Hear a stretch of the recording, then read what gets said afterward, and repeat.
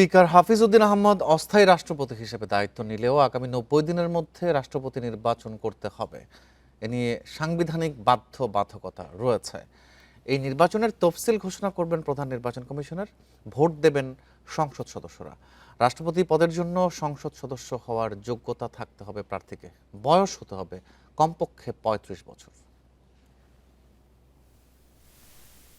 সদ্য সাবেক রাষ্ট্রপতি মোহাম্মদ শাহাবুদ্দিনের পদত্যাগের পর সংবিধানের ৫৪ অনুচ্ছেদ অনুযায়ী স্পিকার রাষ্ট্রপতির দায়িত্ব নিয়েছেন।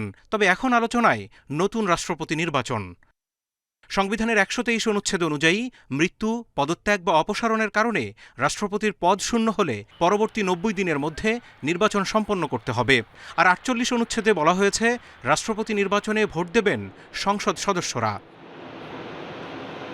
রাষ্ট্রপতি পদে প্রার্থী হতে হলে বয়স কমপক্ষে ৩৫ বছর হতে হবে এবং সংসদ সদস্য হওয়ার যোগ্যতা থাকতে হবে। এই নির্বাচন পরিচালনা করবেন প্রধান নির্বাচন কমিশনার। স্পিকারের সঙ্গে আলোচনা করে তফসিল ঘোষণা করবেন তিনি। যিনি দায়িত্বে আছেন তিনি পদে বহাল থাকবেন যতক্ষণ পর্যন্ত নতুন রাষ্ট্রপতি আপনার শপথ গ্রহণ না করবেন। সেক্ষেত্রে কোনো বিশেষ পরিস্থিতিতে যদি আমাদের রাষ্ট্রপতি মানে যিনি ভারপ্রাপ্ত রাষ্ট্রপতি আছে ওনাকে অধিক সময় দায়িত্ব পালন করতে হয়, তাহলে সাংবিধানিকভাবে উনি ভারপ্রাপ্ত রাষ্ট্রপতির দায়িত্ব পালন করতে পারবেন।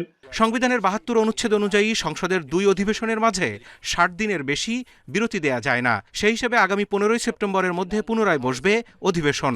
আইন বিশেষজ্ঞরা বলছেন এই হিসেবে পরবর্তী রাষ্ট্রপতি নির্বাচনের জন্য পুরো ৯০ দিন অপেক্ষা করতে হবে না।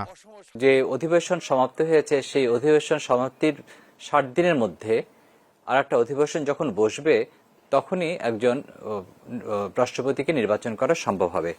সুতরাং রাষ্ট্রপতি যদিও ৯০ দিনের মধ্যে ম্যাক্সিমাম পিরিয়ড যে তাকে ৯০ দিনের মধ্যেই নির্বাচিত হতে হবে এটা বলা থাকলেও তার আগে রাষ্ট্রপতি নির্বাচন হতে কোনো বাধা নেই।